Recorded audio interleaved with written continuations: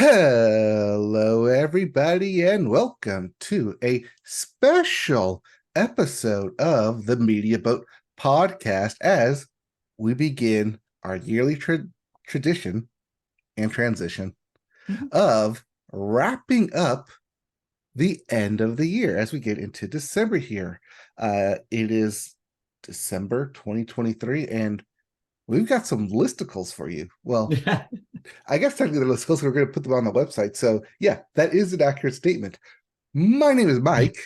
His name is Matt. My name is Matt. His name is Mike. And yes, welcome to the Media Boat Podcast annual wrap up or year end wrap up is I think the term that I've been using for 2023. Today is music episode, as you mentioned. We'll be recapping the stories of the year in the first half, leading up to a number one story in the music category for the year. And then in the second half, our top 5 lists of our top 5 favorite albums of the year, then crowning one album to be our Media Boat Podcast website podcast of the year. No, we're always the podcast of the year. Media Boat Podcast is always our number one podcast. In my book, it is the number one podcast of the year. But anyway, yes, number one album of the year that we determine together. So yeah, today is December the 3rd when we're recording this. It will also go up on December the 3rd, so I can say that. Yes. So yeah, and as Mike pointed out, if you want to have a recap or remind yourself of what we chose in our top 5s, we will have a post up on the Media Boat Podcast website, mediaboatpodcast.com, where you can see these. So I'll have that up later today. Also, for the first time this year, normally these are audio only podcasts, but we're going to put them up on YouTube, which is probably where you're watching this right now. So hello, you from YouTube. I see you through your TV. Exactly. So without further ado, let's go back, way back in the Wayback Machine to the year that was in music, starting all the way back. Yes, exactly. To the Wayne's World thing, to January of 2023. It was a more innocent time, wasn't it? It was, as we started the year actually with a couple of notes from the previous year wrapping up, as we started with the Foo Fighters confirming that the band would continue to make new music following the death of their drummer Taylor Hawkins in March of 2022. And which what we did see. We would see that album, and we will actually talk about that album later in the podcast. Yeah, no, honestly, it's impressive the year that they had, kind of a recovery year after the trauma that they went through last year. They really jumped right back up. They had a very hugely successful album, a hugely successful tour. They showed up on SNL. They were on talk shows. And critically, the album has done really well for them too. It wasn't just a fan favorite. It's one of their best reviewed records since their heyday in the 90s, which is wild. Nobody saw that coming. Like I said, we'll get to that later. We'll talk about it later. All right, but also some wrap-up stories from 2022, selling of music catalogs, where we had Dr. Dre selling his entire catalog to Universal Music and Shamrock Holdings for a $200 million plus deal. And then Britney Spears was once again asking fans for her privacy following the conservatorship ending at the end of last year. Yeah, a recurring theme this year, people thinking that Britney is a little cavalier on her Instagram account or with her Instagram account. But more importantly, Britney had a little bit of a redemption year. Later, we'll talk about the release of her memoir and how she kind of reclaimed her story, which is really important. One of the biggest stories of the year. Yep. But one of the biggest stories of the year is the Poopsie Slime surprise. No, it's not. Using my humps for my poops. That was the funniest story of the year that we talked about. Okay, yeah, that's why I'm including it here, because when I was going back through, I was like, oh my God, that's right. That was a thing. Poopsie Slime surprise. That was one of my favorite graphics to do on the website posts this year, was the Poopsie Slime surprise one. Anyways, then we moved into February, where we had Beyonce make the announcement of her world tour for her Renaissance album. Now a major motion picture. Yes, we'll get there, but yes, eventually following the trend to make it to a motion picture, and hey, seeing it in theaters. Yeah. We also had Rihanna doing her Super Bowl halftime show where I would say one of the better ones, It was pretty especially in good. recent years. It was pretty good. Especially when she started off with "Bitch Better Have My Money." Oh yeah, I you was always like, start with yeah, yeah, you got to start with that. that. And then the pregnancy reveal, the surprise duet that she was toting along. Yes. Then we had Paul McCartney and the Rolling Stones recording for an upcoming album. Also, Ringo Starr was on that album too. Yes. In a That surprise, your grandfather's father will appreciate this. yeah, that came out a month ago and Yep. was received okay. Seemed like some mixed reviews, but yeah, Rolling Stones still at it in their 80s. But of course, the biggest story in February is, of course, the Grammys, where we had the record of the year go to About Damn Time by Lizzo, album of the year going to Harry's House by Harry Styles, and song of the year going to Just Like That by Bonnie Raitt. Mm-hmm. Yeah, Uh, kind of a meh year for the Grammys. I think everybody agreed that Harry probably didn't deserve that album of the year, but here we are. well, especially coming up against the Grammys nominations for this upcoming year, Yeah, that's going to be a tough one. for But we'll sure. get there. Mhm. But one thing of note from this past Grammys in 2023, for anyone who's doing trivia out there, Beyonce did become the all-time Grammy winner Yeah, in 2023. it's true. Then we get into March and probably the start of some of our stories of the year, including Travis Scott and his tumultuous year, uh, being with accused, where he was accused of assaulting a 52-year-old man at a New York club. Um, and then that story was immediately followed up by a death toll of a concert by rapper Glorilla, as it rose to 3 from its initial reporting. And that was an ongoing issue, especially this year, of concert mayhem, I'm going to say. Yeah, I mean, it kind of started last year, but yes, concert safety was already an issue that was kind of on all of our minds. And yeah, 2023 only compounded on it. You can also kind of wrap it into that story, the recurring theme this year of people throwing shit on the stage, which just continues to be an issue. Like even Taylor Swift and Beyonce have had to deal with it recently. It just goes to show you that like just etiquette is just gone away in the concerts, like in concerts, and like something needs to change because the artists are in danger. Well, that's why I call it mayhem. But, Yeah. yeah, artist safety and just fan safety too at these Yeah. concerts, just out of control this year. Yeah. Um, It's rough. Also in March, we had the announcement of Kiss going on its absolute final show's end of the road tour, which, as of this recording, Yeah. officially ended last night on Well, there December you 2nd in go. Madison Square Garden. How perfect then. Yes, pretty much that's it lines up the only reason I included that story. But hey, Yeah. also because my boss is there. Shout I out, was give me oh, there you points. go. There you go. I was trying to remember what our resident Kiss fan and expert was doing, but I think she was in LA Comic Con, so I don't think she was there. Shout out. And shout out. And lastly, in March, we had the dual story of Anita, singer, going up against her record label of Warner Records, trying to get out of her contract, especially taking it public on Instagram, which the following week she did get out of that contract, only to then Mhm. sign with Universal Music Group in a better deal for her.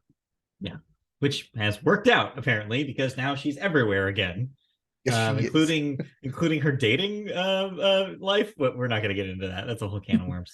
No, we have another person's dating life to get into later. Oh, So let's move into April. And we start with Drake and not Drake, as he was replaced as a headliner during Lollapalooza Brazil by Skrillex. Mhm. Literally just a few hours before he was supposed to hit the stage.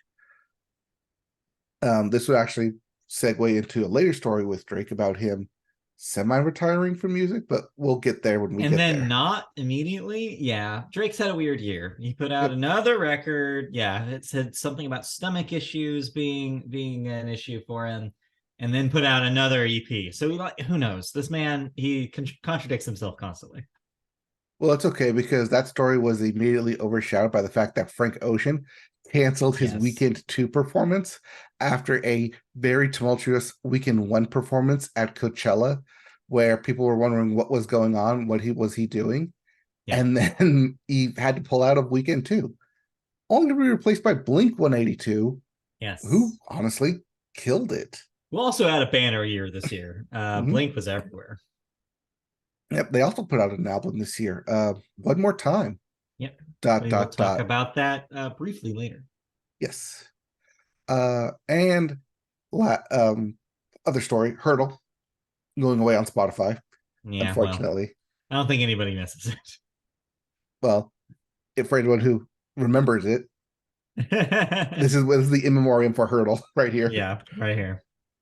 And lastly, in April, we had the National Recording Registry for the Library of Congress add to its list 25 recordings, including Mariah Carey's All I Want for Christmas Is You, Yep. Madonna's Like a Virgin, Led Zeppelin's Stairway to Heaven, John Lennon's Imagine, Queen Latifah's All Hail the Queen, Crosby, Stills, Nash and Young's Deja Vu, Jimmy Buffett's Margaritaville, John Denver's Take Me Home, Country Roads, Bobby Gentry's Ode to Billy Joe, not Armstrong, Yeah, Irene Cara's Flashdance, What a what Feeling, a feeling. The Police's Synchronicity, and lastly, Eurythmics' Sweet Dreams Are Made of This, Pretty making it solid into the list. making it to the National Registry. It's Yeah. surprising that some of these songs weren't already there, you'd think. Yeah, but then again, there's like what is it, a 30-year eligibility for that? Yeah, but you have like John Lennon stuff and Led Zeppelin stuff. I'm pretty sure that hit the 30-year Right. mark 20 Oh, years ago. well, yes, but yeah, I mean it's slow because they probably only also do a certain number every year. So, but yeah, pretty solid list, and they all belong to be there. Right, and they also like taking the fact like historical significance and time and length, so Yeah. all that fun stuff. So let's move then as we do into May, where Ed Sheeran was found not liable for copyright on his let on his Thinking Out Loud song for the Marvin Yes. Gaye's hit "Let's Get It On," which Yes. took forever to get a ruling on. I think it took the entire life of this podcast to finish because we definitely reported it when the case first opened, and to Mhm. see it finally resolved was kind of nice. Yeah, I mean, just to further evidence that the question of whether a song is ripping off a classic or just borrowing from a classic is going to happen forever as long as uh, popular music is recorded. And this is just another instance of like the gray area just being too gray. And that's, I think, the way it should be. I think that we should treat these things as like Lego pieces that build a unique building, as opposed to, oh, well, that building's exactly like a copy because it uses those pieces. Like, no, like art is about imitation, but repurposing through imitation in a lot of ways. And it always has been. Well, speaking of art, the Supreme Court ruled that the images of prints created by Andy Warhol Right. that were based on photos taken by Lynn Goldsmith violated her copyright of those Hey, images. you know what? Courts are nothing but inconsistent. So hey, what are you going to do? But yeah, no, this was a disappointing ruling. It doesn't make any sense to me.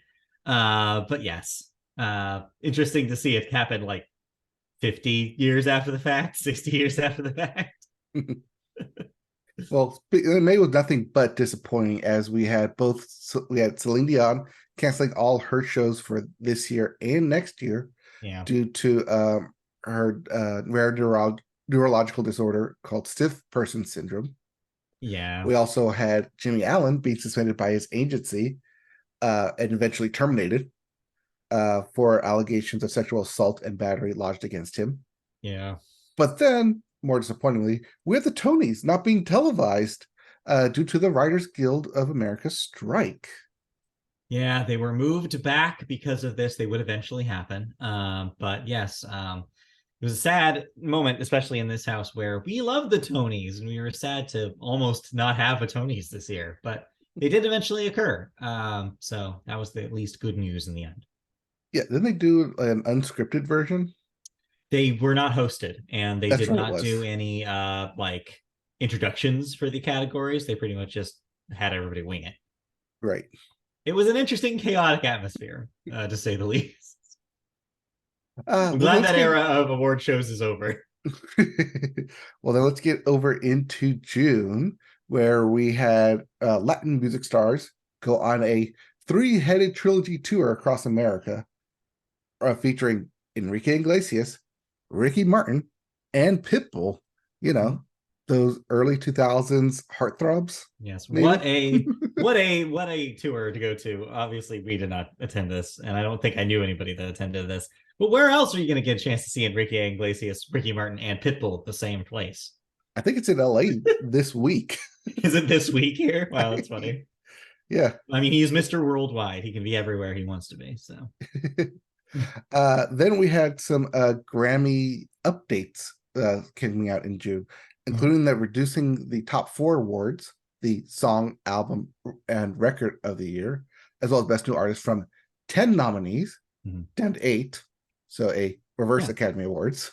And now that the nominees have been announced, we've seen the fruits of this effort. And yeah, I think that it makes sense. I think this year is unique in which I think they could have filled in those 2 extra slots if they really wanted to, but it does lead to a more focused pool of nominations, and that's fine with me. It seemed like they got it right this year, better than last year, that's for sure. But they also did add 3 new categories: Best African Music Performance, Best Alternative Jazz Album, and Best Pop Dance Recording. I think these are good ads. I think these all have, like, I can probably give you 3, like, for each of these categories, at least who I think should win. So there you go. Then we get into one last bit of note. In June, Kesha and producer Dr. Luke settled their defamation dispute, which eventually led to Kesha releasing her album Gag Order. So this actually coincided with the release of Gag Order. And the reason why that album was named Gag Order is because she still couldn't talk about it. But yes, as of June of this year, when they did settle out of court, it's over. For better or for worse. It means that no, unfortunately, Dr. Luke was not found guilty. There was no actual official verdict here. But what it does do is it lets them both continue with their lives, but especially Kesha, because this allows her more freedom than she's ever had to record music on her own terms. Because Gag Order, believe it or not, still on his label. You believe that? It's like kind of brutal if you're Kesha to keep having to put out music on this man you revile and keep making money for him. And so, yeah, like this now ends that. It's a bittersweet note. Like the note, that, in fact, specifically a note was how they released this to the public. And it was a joint statement that they both made about like, we are happy to move on from this. And yeah, it's not ideal for Kesha. It's not a win, I don't think, but it is at least a way for her to move on. And hey, now she's touring off of Gag Order right now. And she seems to be having a blast doing it. She's reclaiming kind of her artistry and her creativity and her ability to do music on her terms. And I'm happy for her at the end of the day. Yeah, I mean, that album came out. I mean, I don't think we gave it high praise.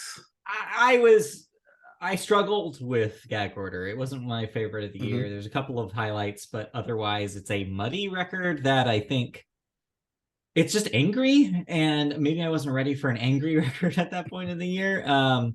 It does its job, which is, hey, this is where Kesha's mind was at the time. But do I want to go back to it that often?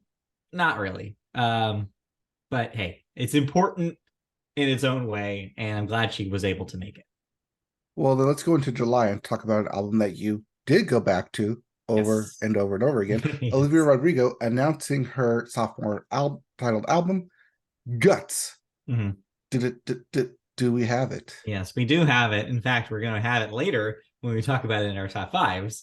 But yes, good year for Olivia. She kind of had a like surprise everybody by doing it all again. Like you thought she was like the biggest star on the planet with Sour. She just proved it all over again with Guts, just showing up on everything and just like amazing us with her range. I mean, we'll talk about the record later, but yeah, it was a moment for sure. Yep. Also in July, as mentioned before, Britney Spears was in the news as she was as allegedly assaulted by a member of Victor Wembaname's security team in Las Vegas. Yes. Uh, A assault weird is story, a a weird weird story. crossover story between sports and music. Right.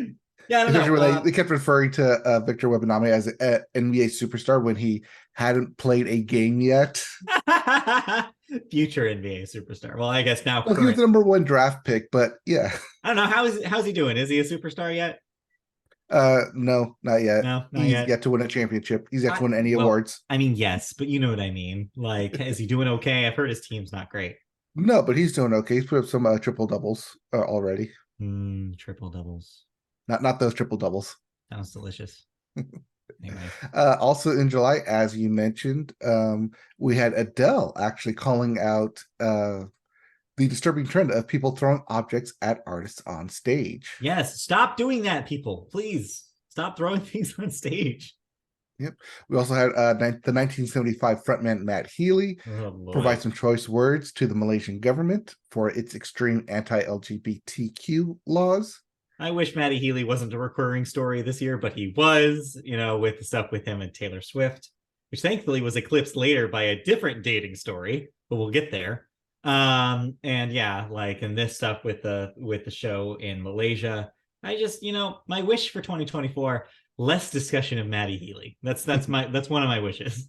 Looking It's forward. okay. Let's discuss Jason Aldean and his controversial music video.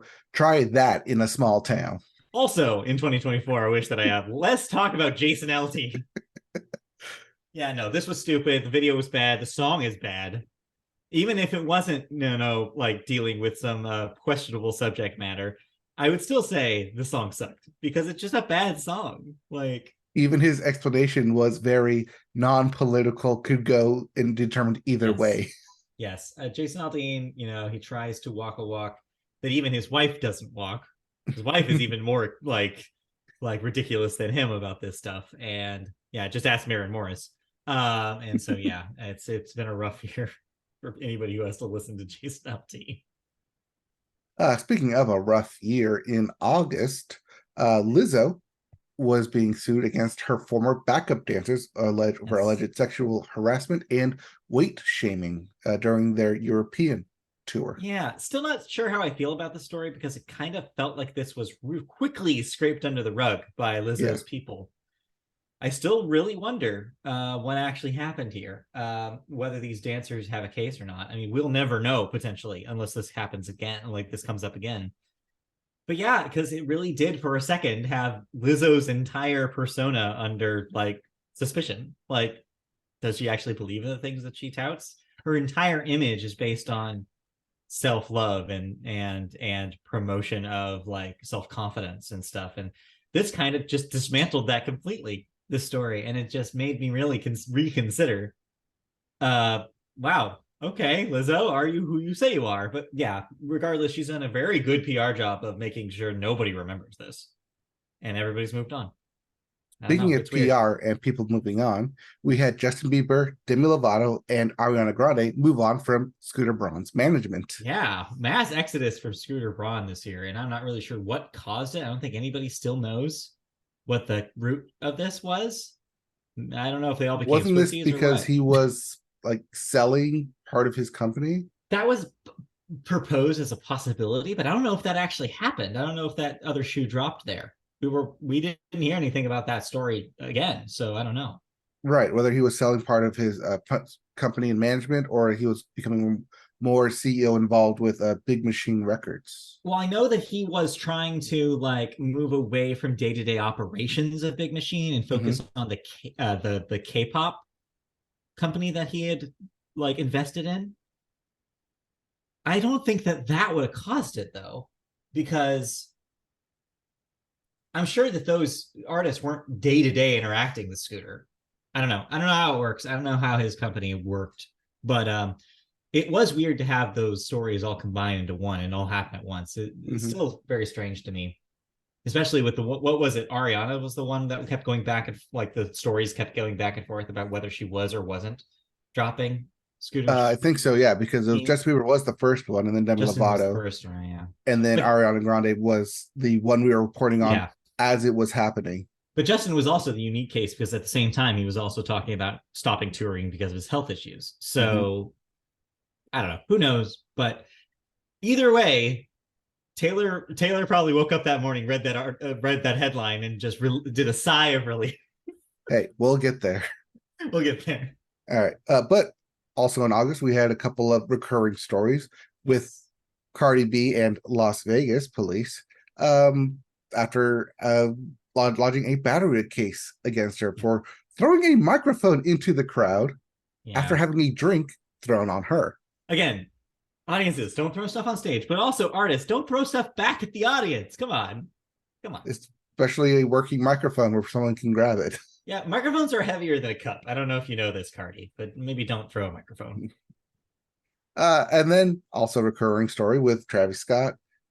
He had canceled his pyramid concert Yes. in front Dumb of idea the in the first pyramids of place. Giza, Yeah. only to then, literally days later, announce that he was doing Circus Maximus tours in Europe and the US, starting with the Colosseum, or Yes. the announcement was made in front of the Colosseum, Yeah. the And Roman Colosseum. I believe that tour is still going. So yeah, I don't know. People again seem to have quickly forgotten about the issues from last year and just moving on. So whatever. That's okay. Some people forget. We don't. We never forget. We're like the elephant of podcasts. uh, yes, if Super Mario anyone Wonder paid is our attention. favorite game. Hey, that's not this one. We'll talk about that.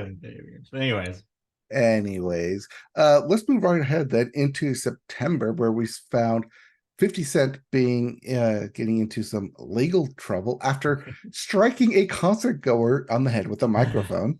yes, both Cardi and 50 Cent guilty of the same thing this year. It's weird to group them together, but here we are. We also had surprise country artist Zach Bryan Surprise by country. Zach Bryan arrested uh, for obstruction of investigation in Oklahoma, but was later released on bond. Yeah, I don't know. This was such kind of a nothing story. At the end of the day, it was interesting coming out around the same time as his album came out because it did Mm-hmm. like establish this weird, mysterious, is he country or is he not aura around him? And I don't know, that seems to have dissipated. I think now everybody's just like, I don't know, that album was okay. I mean, everyone finally got around to saying the album was okay, but he People still like that got song. nominated for Best New Artist. Yeah, and also he did that song with Casey Musgraves Casey that went to Musgraves. number 1. So I don't know. Yeah. Zach Well, Bryan that's seems because of fine. Casey I don't know. Musgraves and not really because of him. I think he's fine. Just he needs a better microphone. It's my opinion. Just one that Nothing doesn't else. get thrown into the audience. Yes, please. Please. Speaking of throwing microphones into the audience, Stagecoach 2024 lineup was announced, and we had some returners, including Eric Church and Miranda Lambert.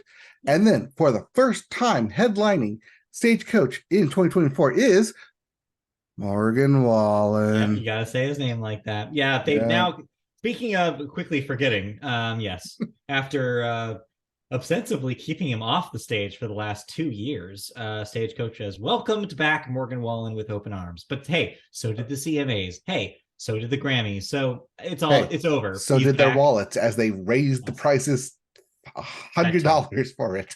Well, I mean, you weren't gonna go anyways. You No, I don't get was to complain. no, I get to complain because yes, I'm still gonna. I don't know if I can get free tickets, not spend money on him. You Then I would still go wouldn't and go. protest. No, You I would still go and wouldn't protest go. and just put the Morgan Wallen quote on my shirt and see how many people get it. Don't do that. That's actually a really bad move. I think that looks bad on you and also him. So no, no, bad idea. All right. Well, Anyway, we'll get there. Okay, that's Stagecoach 2024. yeah, that's next year. That's next year's problem. Anyway. That's next year's problem. Let's see here. Also in September, we had, oh yeah, Rolling Stones magazine founder Jan Wenner Yeah. released a book, but also while touring for that book, or basically talking about it, he said that Black and female musicians didn't Ooh. articulate at the level of the white musicians featured in his interviews. So, as a result, the Rock and Roll Hall of Fame announced that he would be removed from its board of directors. Yeah, this was a real collar tugging moment. He just showed his full ass and reminded everybody, hey, the 70s were a long time ago. Yeah, I mean, it's like in this story encapsulate like you can encapsulate the entire like history of like the like modern rock music from 1970s to current day, which is so much of it was dominated by male white opinions. We've slowly moved away from this, but even in 2023, the fact that we have a story about Jan Winter and like this stuff that he said is really going to show that some remnants of that never disappeared out of the industry. There are some people who still believe the classic rock gospel, like is about these white male artists, and on the fringes you have the black artists, and on the fringes you have the women, and like that's literally how he was still talking in an interview this year. Like it's obnoxious. And so to have that come out and being treated the way it is, I think was really important, because it's like we need to be very clear that time has changed. The status quo is different. And now like you can't get away with that kind of perspective. We have, so even if you just look at the Rock and Roll Hall of Fame for the last decade, like so many more women and black artists and other marginalized artists are here, and they wouldn't have been if people like Jan Winter were still in charge. So honestly, this was a redemption that was coming. This was karma that was meant to be at some point. And yes, I realize that some artists are still trying to defend him. Bob Dylan made a comment apparently a couple weeks ago about how he was trying to defend Jan Winter and bring him back into the Hall of Fame. He's old. Give him a break. But anyway, yeah, it's just See, I thought you were embarrassing. going to say that you yourself are a old white male reviewer. To be fair, I am not a reviewer, nor am I that old. But yes, I am a white male. But it's important to remember that yes, things have changed, and the stuff like that is just not. That's not the case anymore. Rock is more diverse than it's ever been, and also means less than it's ever meant. It's music just has now become such a different animal. It's just you can't have this kind of point of view anymore. Right. Also, the Rock and Roll Hall of Fame, not technically just about rock and roll musicians. Right. I mean, just It's look been at the Dolly transitioned Parton more. stuff from last year. Yeah, just Yeah, it's just all music. yeah, it doesn't matter. But Yep. yeah, I don't know. So yeah, he got his just desserts. Delicious. Speaking of eating just desserts, Katy Perry sold her music rights to Litmus Music for the tune of $225 million. Yep. And then Hypnosis Song Fund's music board announced that they would split its catalog into two different packages, one totaling $440 million and one totaling about $25 million. But that's $25 million is more of the recent purchase from Cobalt, where the bulk of their catalog is in that first package.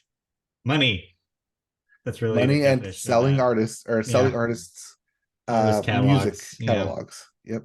Yeah. Another recurring theme this year. I mean, it's been for the last like 4 years, I want to say. Like some artists are just cashing out. This is the most interesting thing I think about this story, is the fact that Katy Perry is like, I'm out.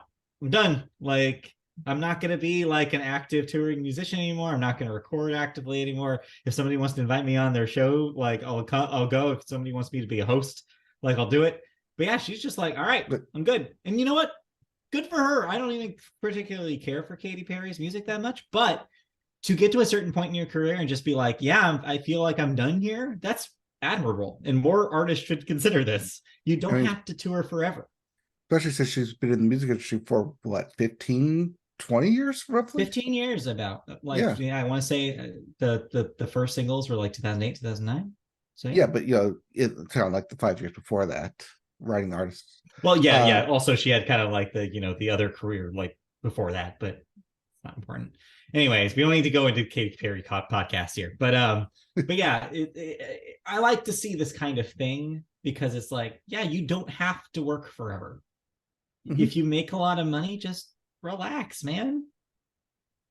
Yeah. No one needs you to go on for the rest of your life. Someone should tell that to Usher because he was announced as the headlining performer for the 2024 Super Bowl halftime show presented Well, by Apple Music. Usher is, he's a different animal. Like, yeah, I'm curious to see how this Super Bowl halftime show will what will look like. If it'll just be Usher, if there will be guests. Spoiler alert: there will be guests. Like, come Yes. on, like Usher's not going to be up there by himself. He's not Rihanna. He's not pregnant Even either. no, I'll say like even Rihanna had a special guest. Yeah, it's true. Yeah, man, I should have paused. I should have let you do that. That's a way funnier joke. Yes. But yeah, no, I'm curious to see what this will be. Also, what he'll start with. Yeah, probably the biggest Usher song, right? Probably. Confessions. I don't know what, if you were Usher, what do you start with? uh, I mean, I think you start. I would bring up Pitbull and Hmm. Jennifer Lopez Oh, just right off okay, the bat. sure, yeah. But then again, then you're gonna make everybody wonder why isn't this just Pitbull, Jennifer Lopez? That would be a better Uh, show, in my opinion. because you're gonna dance them off stage. That's why. Mhm. Or you're just gonna flex your abs on them. Just bam, Also, bam, bam. do you want to bet? Does he do in my opinion, one of the worst Usher singles, "OMG"? Does he do that song? Yes, he does. Because He then you does. get You the think he crowd going, does? oh, Ugh, oh, oh. I hope not. I don't want to. I don't. No. No. Thank you. No. Thank you. All right. We'll say no Yeah. thank you to September. As we get into October, as we round out the end of the year here, Yes. with someone, a man, officially being arrested in connection to the 1996 shooting of Tupac Shakur. Yeah. In a weird like resurrecting Like, the past moment. yeah, Yeah. They must have had some sort of tip. Somebody gave them a tip, and I don't know, somebody got nabbed. I don't know. It's like it seems like that was a long time coming, and I don't even know if there was a follow up to this, but it happened. someone was officially arrested, but then Yeah. also, like you said, from 1996 to 2023, are Yeah. we still caring about this? Also, there's also a quotient of people who still think that Tupac is alive somewhere hiding. So who knows? Who knows what's true? He's out hiding with Elvis, right? Yeah, he's hanging out with it. No, Elvis would be how old now? Like, no, that guy's definitely dead. Okay, Michael Jackson, is that one? No, he's definitely dead too. All right. Tupac, who knows? He might still be alive. Speaking of things that are dead, Yeah. Bandcamp kind of officially died this year as Epic It did Games and it sold it to didn't. Song Trader, Oh God. So yes, the Bandcamp drama continues. and then This half of its employees were laid Yes, off. and then layoffs happened immediately after this. Yeah, it's just sad. Honestly, this is the saddest story of the year for me. Just talk about taking the one good thing in the music industry and then constantly giving like people making people worry that it's going to exist. And yeah, like Song Trader is a mysterious company. They don't seem to be taking good care of um the Bandcamp people. Those layoffs, although were partially Epic's fault because Epic was the one who decided not to extend extensions to those employees, but ultimately Songtrader could have re-signed them and they chose not to. It's complicated. The Bandcamp union actually, I believe, is still in communication with Epic, trying to figure out where those talks failed. So man, good luck to Bandcamp United as they continue to fight. But geez, what a mess. And it really in a era where streaming doesn't make artists anything unless you're Taylor Swift, like it's really sad to see some good thing that gives artists money like Bandcamp being played with by venture capitalists.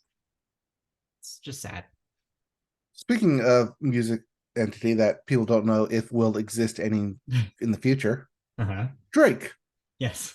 released for all the dogs. But then also declared that he planned to take a break from the recording industry. So who knows if we're ever going to get another double album from Drake. Well, I don't know about a double album, but he did immediately put out a smaller album full of music last week, so he's not done by any account. But it is interesting to have like a star as big as him admit, my tummy hurts, I need to stay home, which is basically what he did. I mean, we had this Who knows happen what it actually last is? year with The Weeknd announcing that he was going to Yes. stop making music. And then Drake being, Yeah. always following the footsteps of The Weeknd. Yeah. Well, I mean, it would used to The be the other way around. If Yes. you recall, The Weeknd's big breakthrough was because he was on that Drake album in 2011. He was a couple songs on Take Care. Like that was the first time anybody who wasn't reading Pitchfork found out about The Weeknd, and maybe you, because you said you didn't you see like The Weeknd like in some sort of I, small I concert saw him in Vegas and I in had like no idea who he 2010 or was at the something, and you time. were like, Yeah. "Who is this guy?" Yes. Little did you know.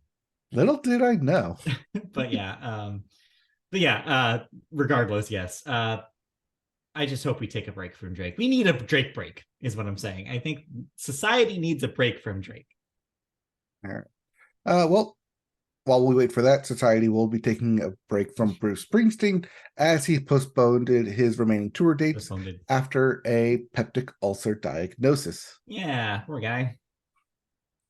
And then that brings us into November. Well, not quite. You missed something here, Oh, you're talking which about is as the we mentioned Coldplay? earlier. Britney Spears Oh yeah, capped off her year by releasing her memoir, "The there Woman it in is, Me." right at the Um, end. kind of again kind of reclaiming her narrative, like framing the story of her life from her perspective.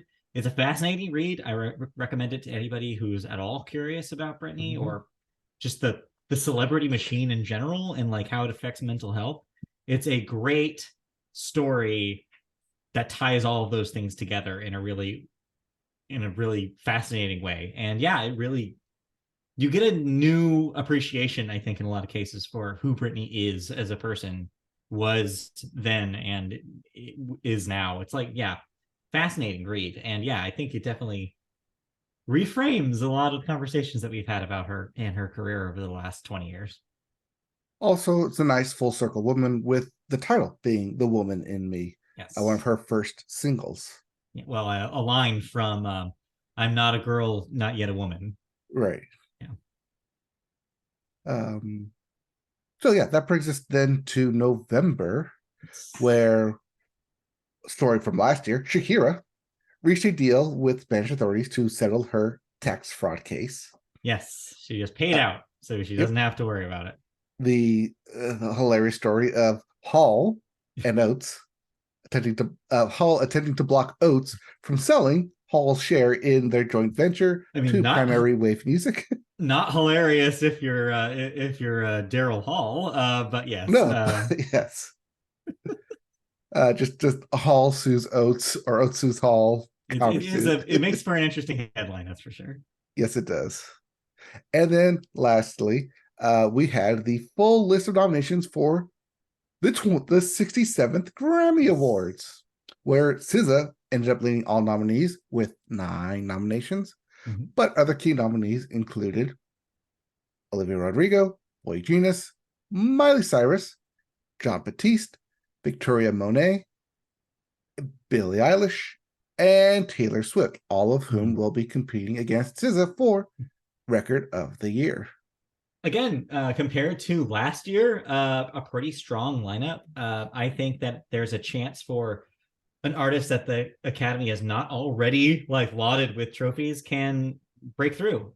If it's SZA, I would be happy to see that. I think she's had an incredible 2023.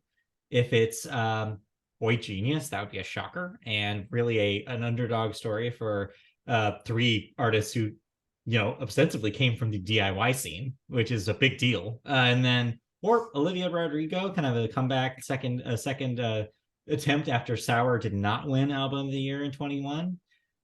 There's a lot of storylines. This could go any way. Also, Miley Cyrus, a lot of people think that she's getting her flowers this year by being nominated for all these categories.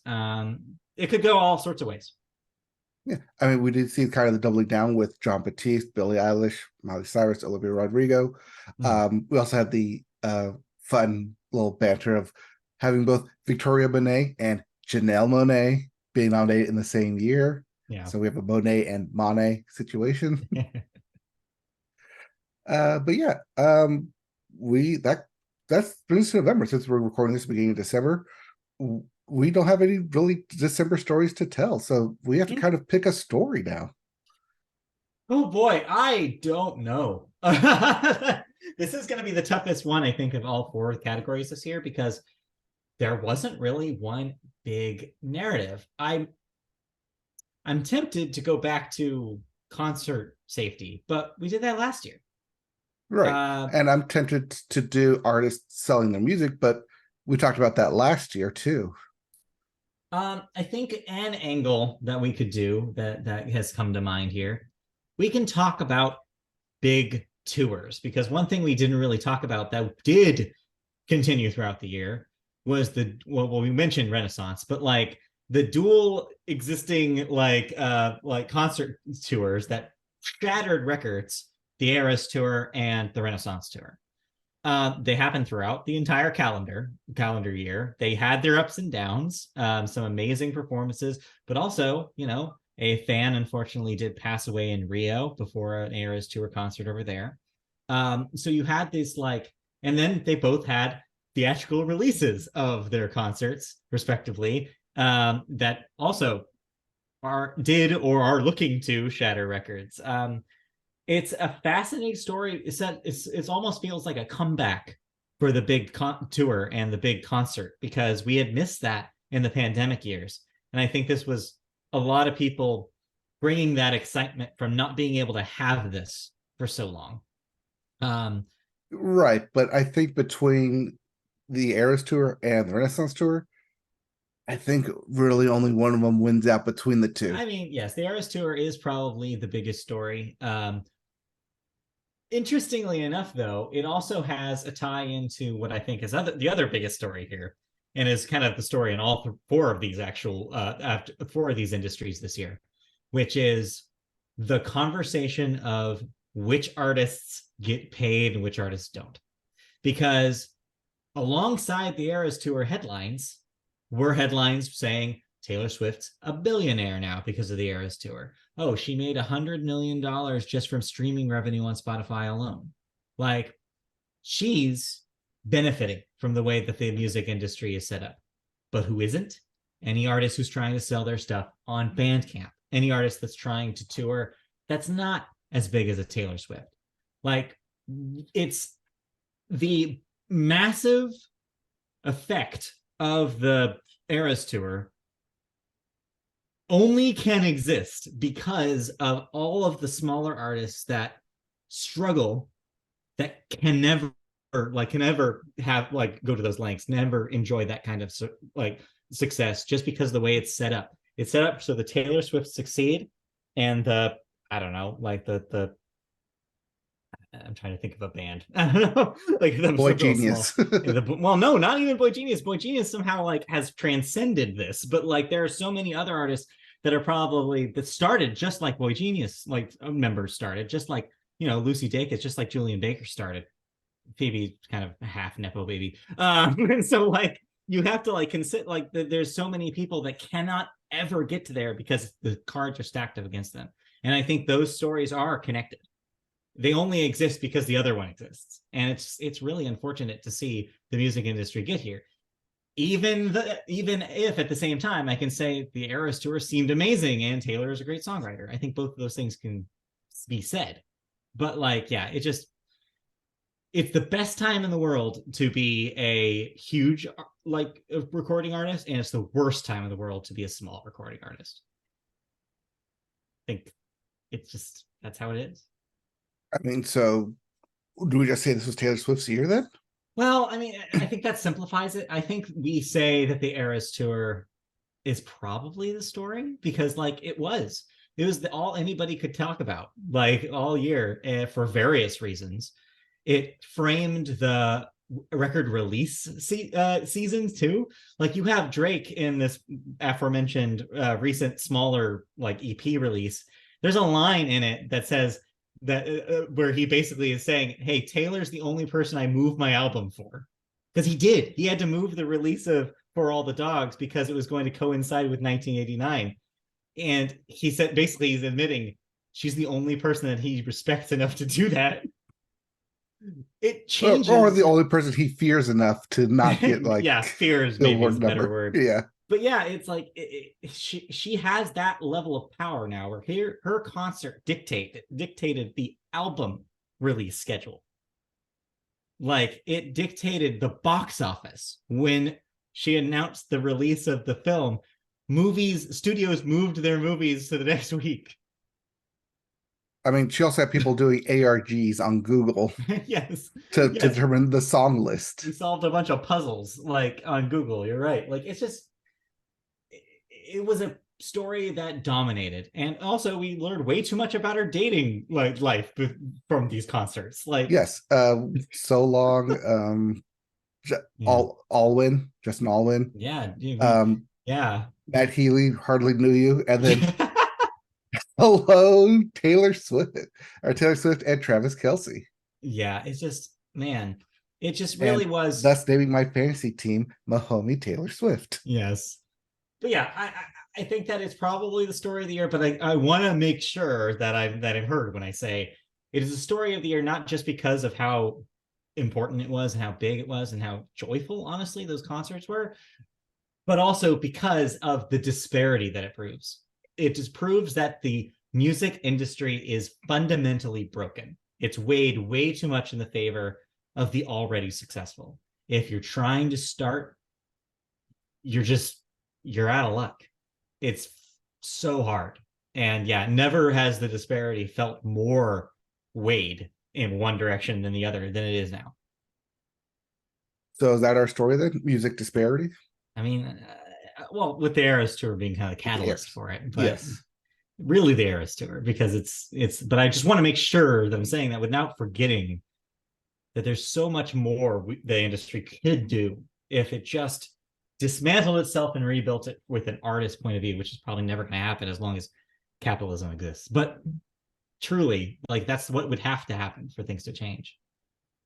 So congratulations, Taylor Swift, the Yeah, Eras Tour. I guess so. You are the story of the year from your Media Boat 2023. For better or for worse. All Your right. your award is in the mail. Congratulations. No, it's not. We don't have them. If somebody wants to pay us to make physical awards and send them to people, we'll do it. Oh, we'll do it. All right. But what we will do Yes. is give you our top 5 albums. Indeed, it is time finally to do so. And I am going to say, how about you go first? Because you have a perfect segue. Yes, because my number 5 album, as I typically do, is not one, but 2 albums. But hey, they're both kind of from the same artist, and they're both kind of the same version. They just also just happen to come out in the same year. And I'm talking about Speak Now and 1989, Taylor's version by Taylor Swift. Yes. So is it really an end of the year list if Taylor's not on at least one of our Yes. lists? Yes, it is. It can be, especially if it's not a new album. I'm sorry. I told myself, I kept myself from including these on the list because I don't think they count. But Okay. hey, this is It's your not, show too. Do whatever you want.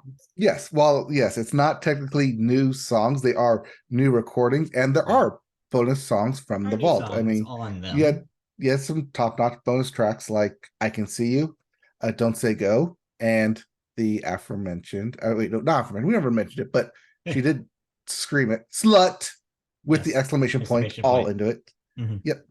But yeah, I mean, if just even beyond that, it's gotten Taylor Swift's new albums kind of back into my rotation. Mm-hmm. Um, plus we did the March Madness Taylor tourney Yes. earlier this year. So while we were doing that, we said, hey, we got the new recordings coming out. So got me more excited for that. Just, I Mm-hmm. think that plus the Eras Tour, plus always talking about Taylor like every other week, it felt like, just got me more and more excited for when these were going to be announced. We talked about how they were going to be announced, when they were announced during the Eras Tour, all the like fantasy conspiracy theories from the fans. And it just like, I think helped build the hype around both of these albums that when they came out, they did feel like an event. Yeah. No, I think you're right. Yeah. Just like the they felt like like event moments in an era where we don't really get a whole lot of like event moments. Like Taylor can still Mhm. pull it off, and I think they delivered. I think both the re-records are pretty solid. I know there's critics out there that have one thing to say or another about like some of the re-records, but ultimately the vault tracks really were like showed up this year more so on 1989. I mean, on my end of the year playlist, one of those vault tracks is on there. So yeah, like it just goes to show you that like there is a lot of value in this project still. There's a reason why she continues to do it. And yeah, it's impressive that she manages to knock it out of the park almost every time. Yeah, I mean that's why it's here at number 5. I did have another album there that was going to be there, uh, but ultimately I listened to probably these albums a lot more, Yeah, which is why it just ends up on my number 5 list. fair enough. At my number 4 position is the country album. I always Yeah. put at least one of these on here. Might be a little surprise to you, but Yes. I was not originally a part of this list, but as I was looking at the music that I had listened to, gone back to it, and I was like, you know what? This actually is a good album. I'm talking about A Cat in the Rain by Turnpike Troubadours, the first album from them in 7 years, technically since they broke up in like 2017.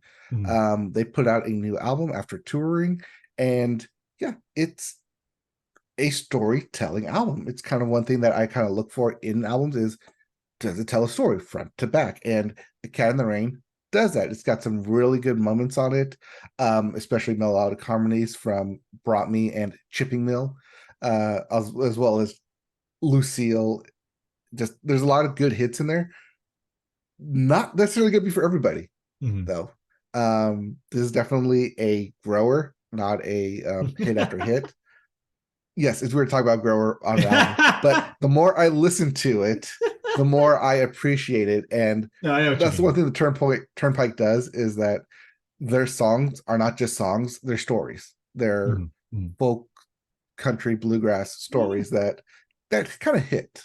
That's Every one now and of then, yeah. like when they hit well. It's one of the staples of the genre, if done correctly, is it's a genre built on storytelling. And I'm glad that there are still traditional leaning acts like this that can still do music like this. It is interesting, like you said, that this is here because your first listen was not a super positive one. I remember when we talked about it that week, I thought you were going to be super glowing. I thought you were going to come in being like, oh, this is so good. This is exactly what I wanted. Instead, you were like kind of muted. You were like, yeah, it's not exactly what I wanted right now. There's not really any hits on it. Like, I remember you were pretty down on this, but again, like you said, sometimes albums sneak up on you. And I'm going to talk about one that snuck up on me too, in my list. It's like sometimes it'll be in rotation. You'll just like, it'll come back up and you're like, you know what? Yeah.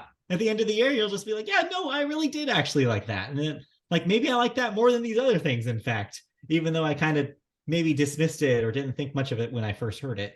And that's the one of the fascinating things about music to me is that you can have something that you immediately catch on to that's immediately got a great hook and you're like, oh, I'm there, this is definitely my number one.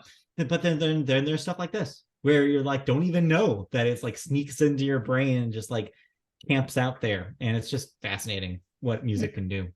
Because I did try to listen to A Cat in the Rain like twice. Yeah. That first time listened to it, I was like, Yeah. okay, it's not really grabbing me, but I know something's here. And then just given space and time, here we are at the end of the year, going back to it, it hooked me. It's Yeah. like, yeah, this is a good album. It I just mean, took me a while to get there. you could say the same thing about video games because I think these two categories are similar in the way that they're structured, which is you can listen to something over and over and over again, just like how you can play a game over and over and over again. And like it's different as it goes on. The narrative you create with your relationship to the art evolves in a way Mhm. that it has. Yes, you could do the same thing with TV and video, movies to a certain extent. But I think more so with music because it's so bite sized, you can really just like, oh no, though, like the fourth time I listened to this album, something that I didn't even think about clicked. And you're like, oh yeah, no, I get it now. Like I get what they were trying to do. Yeah, it's just it's really cool. But that is only my number 4 album. Yes. At 3, we have the aforementioned Foo Fighters album. But here we are. Yep. So set this up at the top of this episode, as we talked about Foo Fighters coming out with a new album, and it hits. This thing is a good album from front to back. Do note though, going into this, it's heavy album. It's gonna feel weighted, but it's also going to feel like a return to form, where a lot of the songs on it do feel like they draw direct connection to the first time Taylor Hawkins appeared as a drummer on it with the album The Color and the Shape back in the 90s, which had a lot of their initial hits that Foo Fighters fans immediately grabbed onto. So when I listened to But Here We Are, it immediately felt like that. It felt like, oh, I can see the direct line of Foo Fighters' legacy, not just from there, but everything from there. Because as a more or less casual kind of passing fan of, yeah, they have good hits. I don't feel like they have good albums, but their hits are hit when they hit. Right. But here, this is a damn good album. You can definitely feel Dave Grohl and team just pouring their heart into this, not just for Taylor Hawkins, but also kind of cathartic in trying to get all this emotion that they have in them from this sudden passing out into the world. And it felt like a good time for it to be put out, but also it gives you all this emotional and feelings from it from start to end, that by the time you get to the end of the album, it feels like, oh, I can let go. I can release all these feelings, like everything that I've been pent up in me, like in terms of like loss, not just for Taylor Hawkins, but just for in general loss for people in your life, that you can feel like you can let go from it. Catharsis is the word I would use. It's really a cathartic record, and yeah, I was surprised with how good this thing is. I like you am up and down with Foo Fighters. I think they have some classics. I mean, Everlong, like one of the best rock songs, period. And like it's cool to hear them. I mean, it's unfortunate the circumstances that led them here, but it is cool to hear Dave Grohl seem actual like feel like inspired in a way, like wanting to make music, not even necessarily like they used to, but like a interesting modern synthesis of their sound from the 90s and their more modern sound that incorporates all the things people love about Foo Fighters and put it into a record that feels like a statement. The songs do flow because they all come from the same source of like you said, like that source of grief, that source of community that came from that grief. I feel like they took a lot of the vibes from the tribute concert that they did for Taylor, and put that into the music. You can really feel the need for banding together, everybody becoming a community, uniting as one to celebrate a life, but also mourn a life, and all the complicated in between feelings that are in there. And the songs really do that, including the last two songs on the record, which I think are just powerful statements, just about like you can really feel the pain, but also the hope and the optimism about going forward. Like they could have easily been like, nah, that's it for Foo Fighters. But they didn't. And this album proves that they had something left in them that they needed to say, that they And think that there's a worthwhile pursuit here. especially with those last two songs, because they Yeah. both more or less say the same thing of you can have your loss, but you can also continue the legacy and memory of that person by teaching and passing it on Yes. to more people, to outside of just your inner circle. I think it's cool that this was able to happen again. Unfortunate circumstances, but considering what they had to work with, it's amazing that we got this thing, this statement that is so clear and concise, and honestly a great tribute. Like honestly, it's the thing that they like. I think it's the thing that weirdly just weird to say, but Taylor would have wanted them to do. Like just keep going, make life affirming music again, and that's what they did. Yeah. So yeah, that's why it's here at number 3. Yep. But that doesn't mean I have two other albums over that. Starting with probably my most listened to album, at least one of them. And we have it. I have it. Do Do you you have it? have it? I don't know. Guts. Yes. Olivia Rodrigo. You have to say it because it's all caps. Guts. You kind of scream it. But yeah, I think we gave this the 2021 Media Boats Album of the Year for Sour. Yes, we did. Yeah. And then, she released Vampire, and I think we were both kind of wondering what the hell is this thing gonna be? Yeah. Because we were very tepid on Vampire when it was released, but then we got the album, we got our No, hands on it. no, that is you have revisionist history, friend. I I was loved that song. You I were was tepid on it. ambivalent about it. No, Vampire was blew me away the first time I listened to Okay, I had very trepidations it. because it wasn't exactly Yes. like wondering where she was going to go. She didn't really pick a lane from Yeah. Sour. It wasn't So, driver's license, but it wasn't good for you either. It was something new. right. And it really, yeah, it surprised me in the way that it kind of was able to combine a lot of her strengths into one. And the rest of the record really just fully proved that she could really do whatever she wants. Right. I mean, especially when she started with All American Bitch, just that Mhm. continued the melodic into power rock, right back into melodic in the same song. Right. Yes. It just proves like, yeah, she's just showing her range here and showing that she's not going to stay in No. column A or column B. She's She going to have refuses. this. Yes, she refuses to Yes. be categorized, is the Yep. thing that she's trying to prove. And it works. And yeah, Guts does that. Mhm. Once again, following in the four-letter naming of Sour. Yeah, I mean, I think the title of the album is aptly named because it does take Guts not just to be a rising pop Mhm. star in this world, but also just To be a trying to figure out who teenager, you are, like be a to yeah, to teenager. figure Yeah. out like yeah, to go into adulthood. It does. It's yeah, it's about all of those things.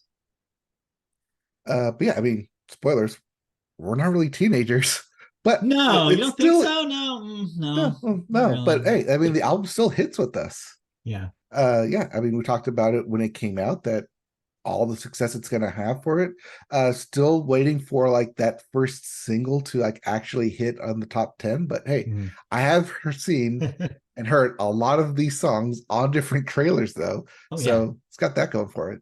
Yeah, I'll hold some of my thoughts because this is on my list as well. But yes, just really surprised me with how good it was. I was expecting it to be good, but I think even my expectations were beaten. So It's okay. We have till 2025 to see if she can do a triple crown. I'm sure she can.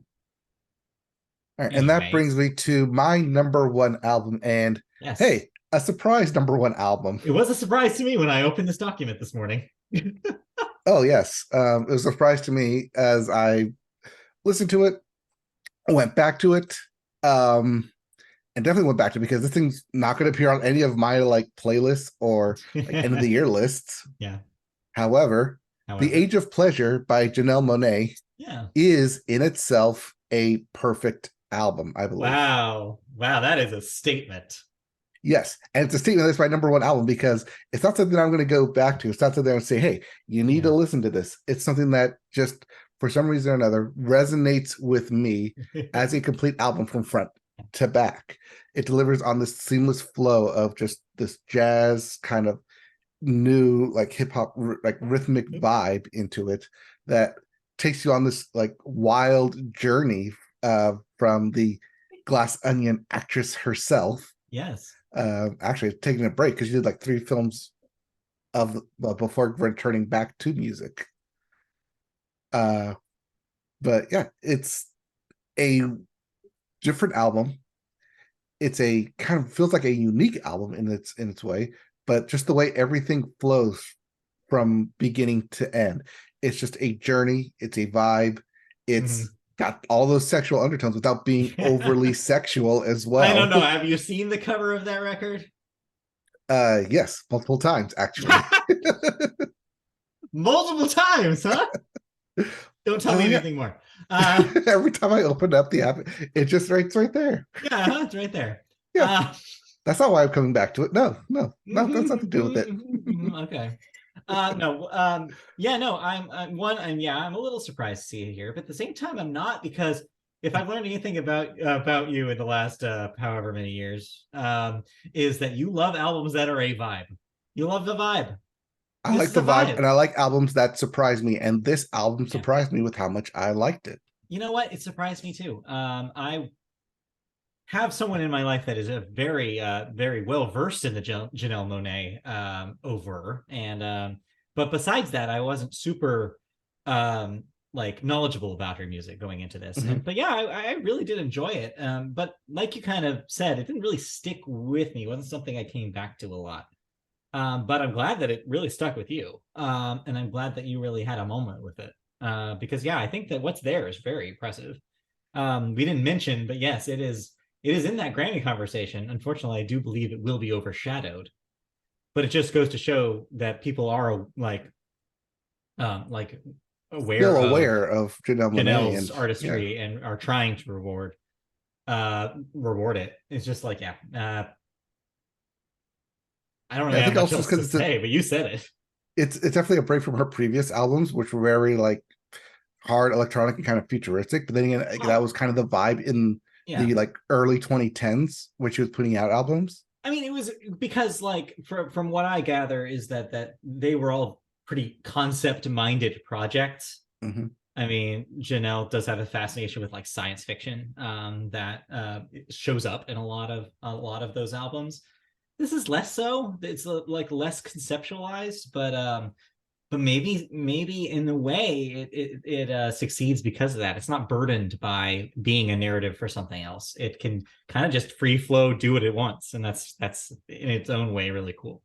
Yeah, I mean that's kind of more or less what the album does. It just free Yeah. flows from one song to the next and just takes you on this kind of magical, mystical journey with Janelle leading the charge. Yes, swimming ahead of the pack there. Yes, that's a good way of putting it. Swimming ahead. All right, well, very cool. I'm glad that one really resonated with you. Yep. All right. But you now have five Yeah, albums of I which to have five dazzle me with. records. I don't know if you're going to be dazzled, but I will start with one we've already talked about. So I'll be brief. But yes, my number five is Olivia Rodrigo's Guts. It's on here because it was something I returned to a lot this year. And like I said, it blew away my expectations, and my expectations were high. So I was like really surprised with how much I was impressed with a lot of stuff. Like you said, the range she shows, this genre wise on this record is wild. Like she goes from pop to rock to like whatever hell the hell like the vampire is. Like these weird hybrid songs that are just whatever they need her, whatever she needs them to be at any moment. And at the same time, you have that genre experimentation with like you said, like really poignant stories from her perspective, really relatable teenage stories about like coming of age, and some of them coming of age while being also a celebrity. It's the difference I think between Guts and Sour is a cup what a couple years will do with like your world, like your perspective on the world. You have a lot of like themes of heartbreak carrying over, but you also have new themes about like social anxiety and like situations where she's like tossed into being in, like having to talk to a lot of people, a lot of strangers that she's never been with. Like Ballad of a Homeschooled Girl was an interesting song because it's basically just like, no, I still feel like I'm screwing these things up, even though I'm Olivia Rodrigo, ostensibly this person who is, has the celebrity to her.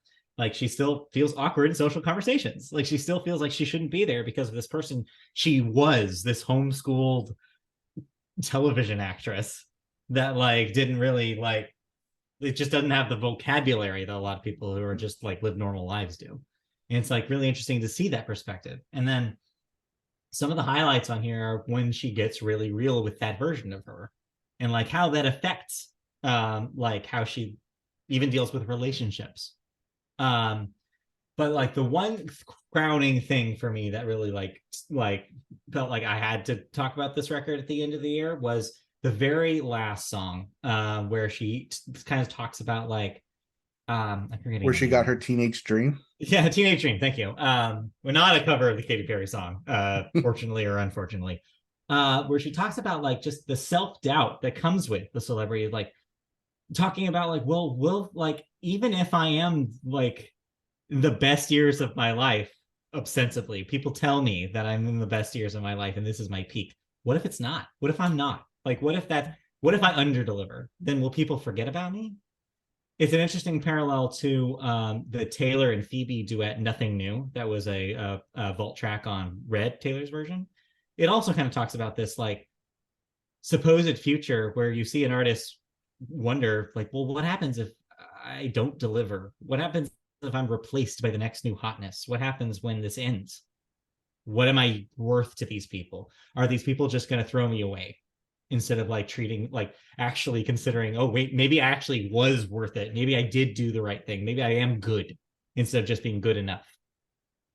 And it's heartbreaking. It's heartbreaking for someone as young and new to this business as Olivia is to already be feeling that. And it's such a great portrait of where she is right now in her life. 19 and yet still feeling like she's aging out almost of her peak years. It's sad. It's really, really sad. And it's stuck with me all year. So yeah, Guts is an incredible record. I think it's better than Sour. Feel free to argue with me in the comments. But yeah, it definitely best pop record of the year. I mean, say it that is pretty nominated safely. for Grammy Album of the Year. So Yeah, and I hope she gets some nods. I feel like that performance alone, vocal performance alone in Vampire is enough to get that pop vocal performance Grammy. I think she has that in the bag, but I've been wrong before, so we'll see. All right, let's move on to number 4, where I have another album that was earlier in the year that really stuck with me, which was Indigo D'Souza's All of This Will End. If you recall back in 20, I forget, or no, 21, this was my record of the year. I want to say a couple of years ago. It's been a minute. But yeah, her last record I really, really loved. This record almost better in a lot of ways. It's just that this was such a good year that there are so many other things that I wanted to talk about. But Indigo is amazing. She writes such great indie rock songs. Like she's part of a great Saddle Creek pantheon now, and it really shows that she's like reverent of that legacy, but also trying to create something new. And she does both. She's similar to Olivia in the way where they're young and taking like that younger perspective, but also putting that into the context of the history of the songs that they love. Like they're very inspired by the artists that have gone before them and want to emulate them in a new, fresh way. And Indigo does that here. There's some great highlights on this record. One that sounds like a 2003 Rilo Kiley song, which is great. There's another like song on here where she's almost doing like a straight up like adult contempt like ballad where like it just really surprised me. I was like, this could just air on like the radio, but like it still feels like her, still feels like something that she is owned and from her perspective, her unique artist perspective. And it's like some of the greatest, like some of the best music I've heard in a while. Like she just cranks them out. And honestly, 3 perfect records so far. Like I don't know if she's ever going to slow down. I really hope she doesn't because she's really on a roll. So, yeah. I know you're probably not going to have much to say about these because you did not listen to these records. I did not listen to these, but I am trying to find out when you listened to Philip to Indigo D'Souza, and couldn't find it in 2020 or 2021. So I think one of those where you didn't talk about it on the weekly podcast, but you did bring it up. I think I did put it on my year end. I do that a lot. I don't need to bore y'all during the calendar year with all the things. Because if we really did everything I listened to, there'd be some weeks where we were doing like the thought section for like for an hour talking about like 5 different things I listened to. So we can't do that. We can't do that to our listeners. No, but you do have it here, especially with your number 3 album. Yes, let's move on to our number 3, where I have Jeff Rosenstock's Hell Mode.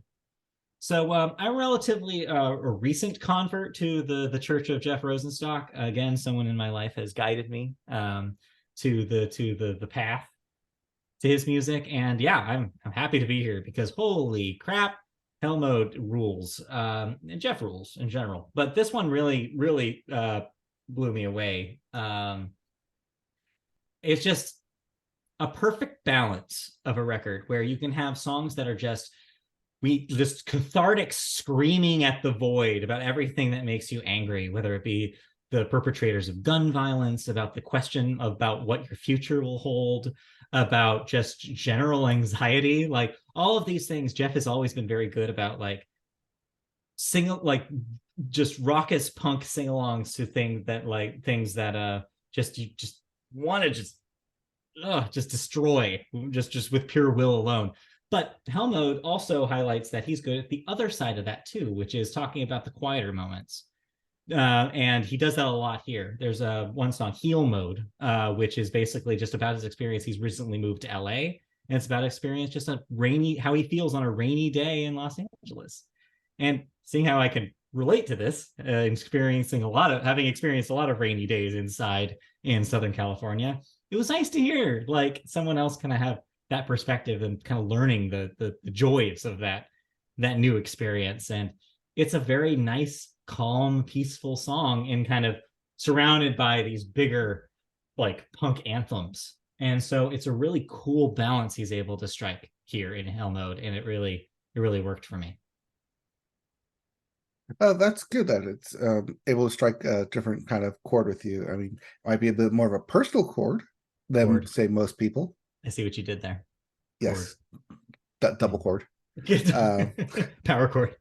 power chord. It might be a little more personal because, like you said, it does describe kind of your current lifestyle, waiting for rainy days when they come 10 days out of the year. You're right. Or actually, I don't know. This April is like practically the whole month. But yeah, I think that it's cool that Jeff's an artist who can both like feel really engaged in the moment, but also feel like conflicted by the way he lives his life. He feels like he wants to be like, and he is like a spokesperson almost for the oppressed people in indie music. Like he's always made it, from what I can gather, one of his career goals to be a mouthpiece for people, like for musicians who are just trying to make it work, in these trying capitalist, like music industry times. And that still exists here. He's still very much that artist, but he's really expanded that scope here, and it's really impressive to see. Is this going to get you to try and convert more people to him? Oh, I mean, I always do. I always try. Why do you think I post my playlists on Spotify or on Spotify on Twitter? I want like, hey, check this out, people, check this out. Anyway, but yeah, that's Hell Mode. Moving on. So I mentioned that just like your experience with Turnpike Troubadour, every once in a while an album really sneaks up on you. I had one of those albums this year. This was Safe to Run by Esther Rose. You probably are thinking, I have never mentioned this person ever on the Yes, podcast. I am It's true. literally trying to find this person in any type of like capacity from No, the past year. no, and that's the thing is I didn't even know who she was until 2023. So I was just doing my usual music discovery on blogs, just like listening to things for the first time. Saw one of her singles and I was like, oh, this is nice. She sings kind of like a traditional country adjacent country music, but in that alt country kind of Margot Price kind of way. Um, and yeah, and this is not her first album anyway, just the first one I listened to. And then I kind of listened to the record and I liked it all right, but I didn't really anticipate how much it would stick with me. And then in the last few months, specifically in the last couple of months, I kept returning to it over and over and over again. And it really just solidified in my mind, like, oh no, actually, almost every song on this record I really love. Like, and when you get to that moment with an album, you have to decide, oh wait, no, maybe this is actually one of the best albums of the year. Maybe I didn't think about it, but it just kind of crept up there and just eventually it just happens to you. Some music just happens to you. And this is one of those moments. It's just some of the best country, again, adjacent songwriting. It doesn't sound like, like modern country radio. But it sounds like country like from like decades ago. It's got a very 70s vibe to it. And Esther has a great voice. She really comes from that country tradition and like vocal wise, trying to emulate the past in that way. But also the songs are pretty modern. A songwriting sensibility that has a very modern sense to it, and it combines in a really great way. And yeah, there's countless songs on here that really, really work for me. And it's just a pleasant listen in a year where I needed some pleasant listens every once in a while, considering just the roller coaster of 2023.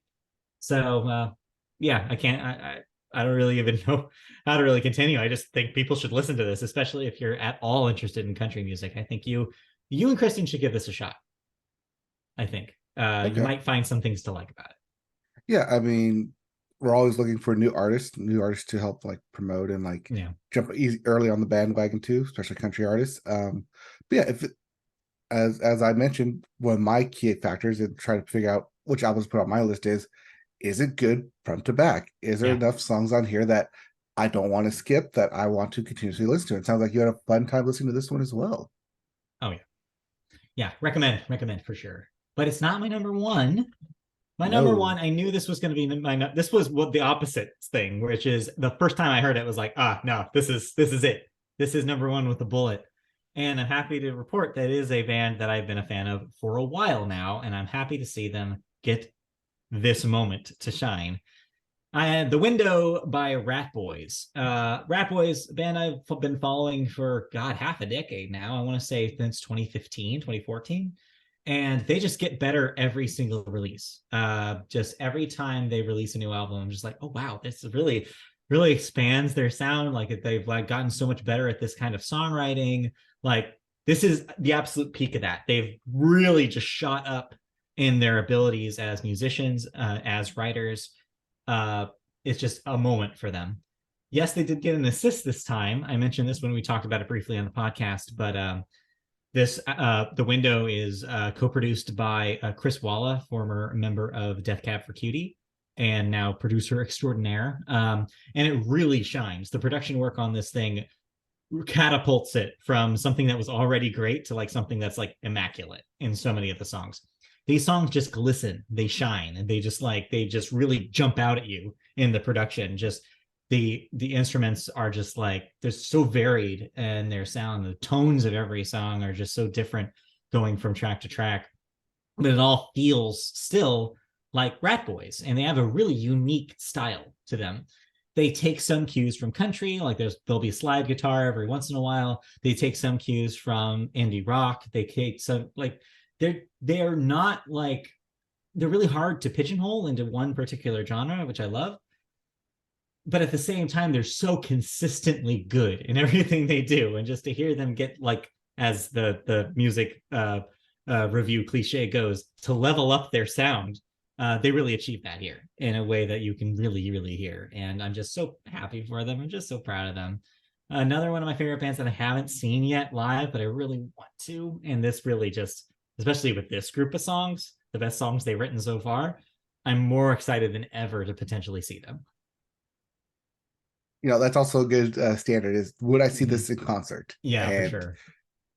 the fact that you're wanting to actively try and go out to this concert Yeah. is definitely a good indicator of how good an album can be. Yeah. The last thing I'll say about it is the title track, The Window, which is Mm-hmm.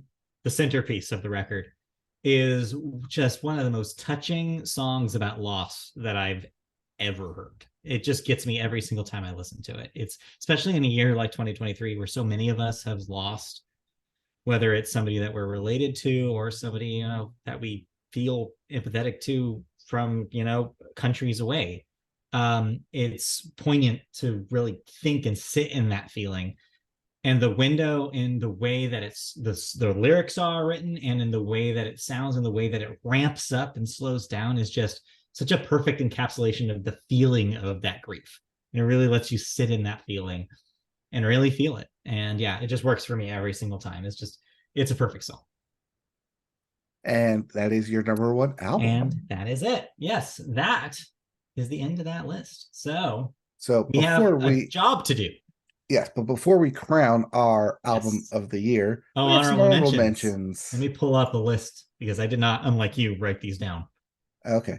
Some of my honorable mentions include The Heavy Hours with The Heavy Hours. This was actually an album that I listened to at the very beginning of the year and was going to be like, you know what? I want to listen to a new artist and a new album every week. Mhm. I can do this. And I listened to The Heavy Hours and was like, yes, I can do this. This is great. I'm going to Yeah. discover new music. And the next 3 weeks disappointed me, and I stopped doing that because nothing can compare to this album. Been there.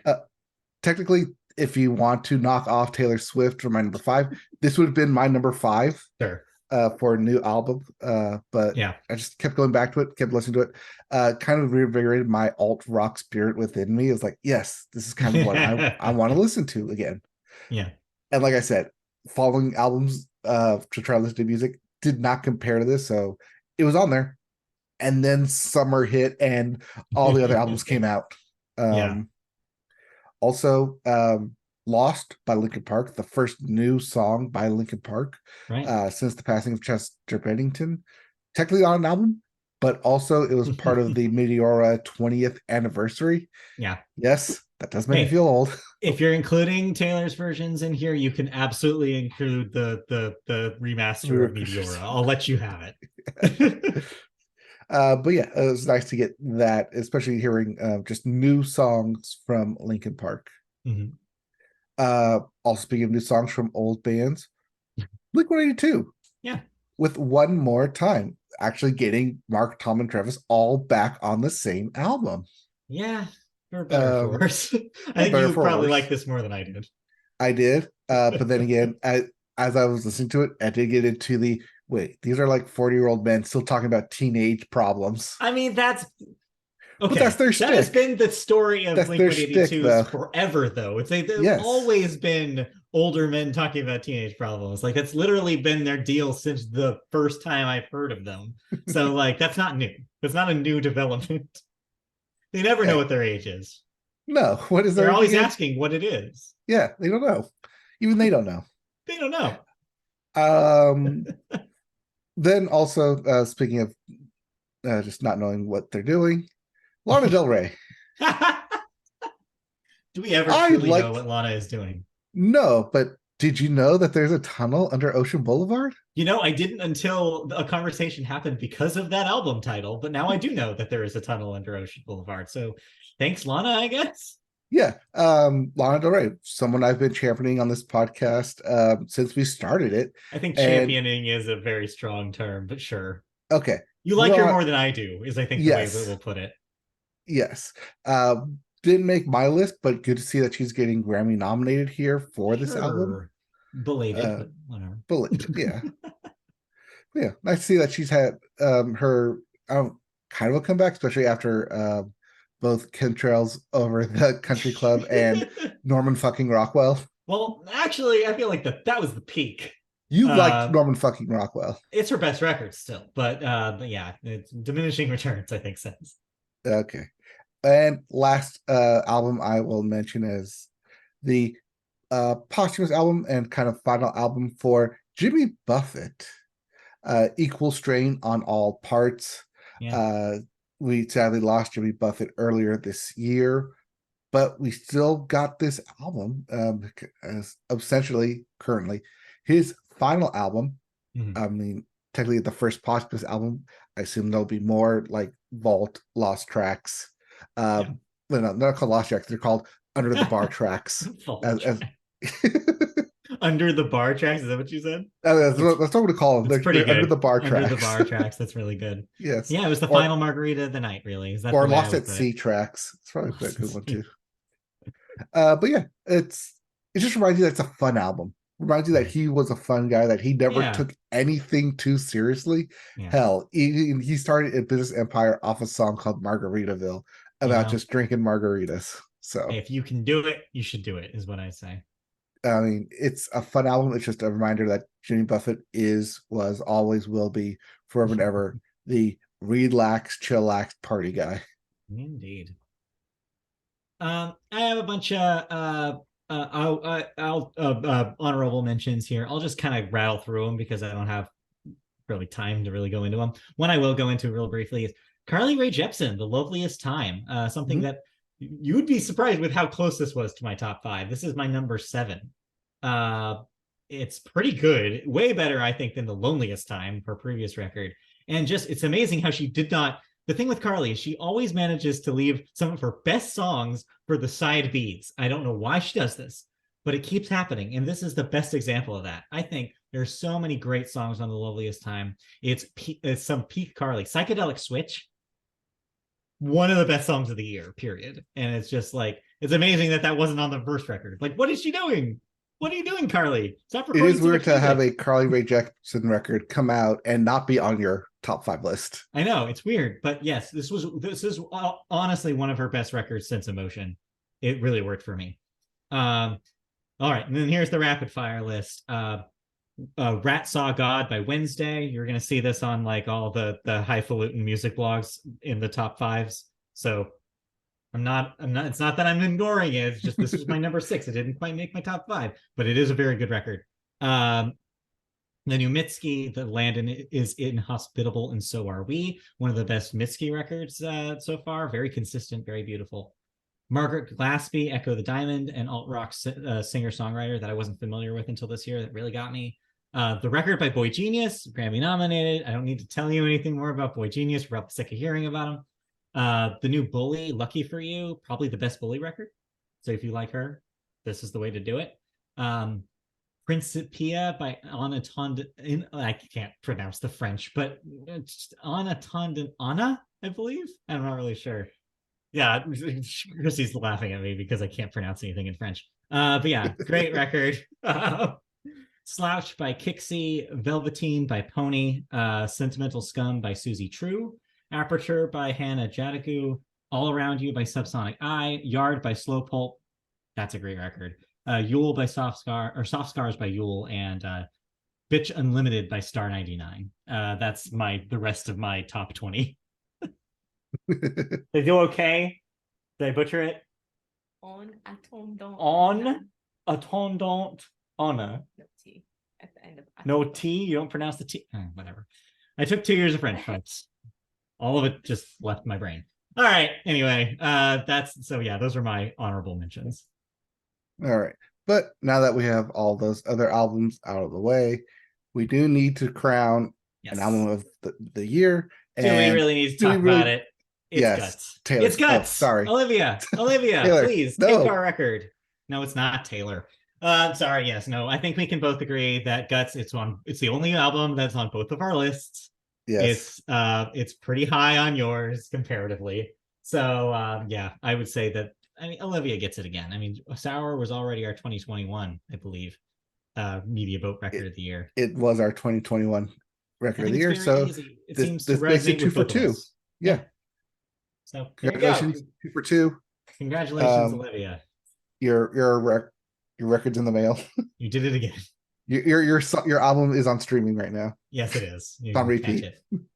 Anyway, so I think that'll do it then. Yep. So take us out. That'll do it for us here on the end of the year wrap up list for music.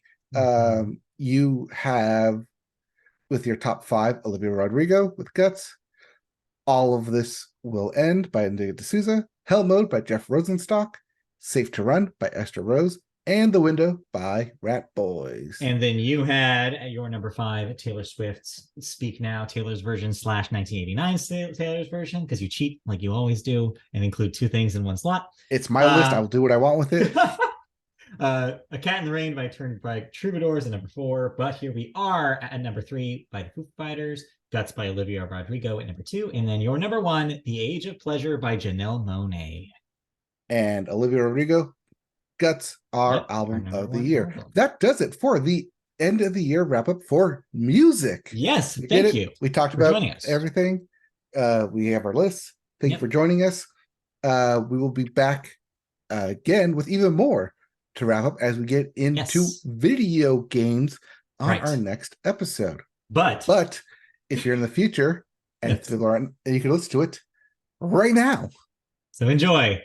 All right, bye.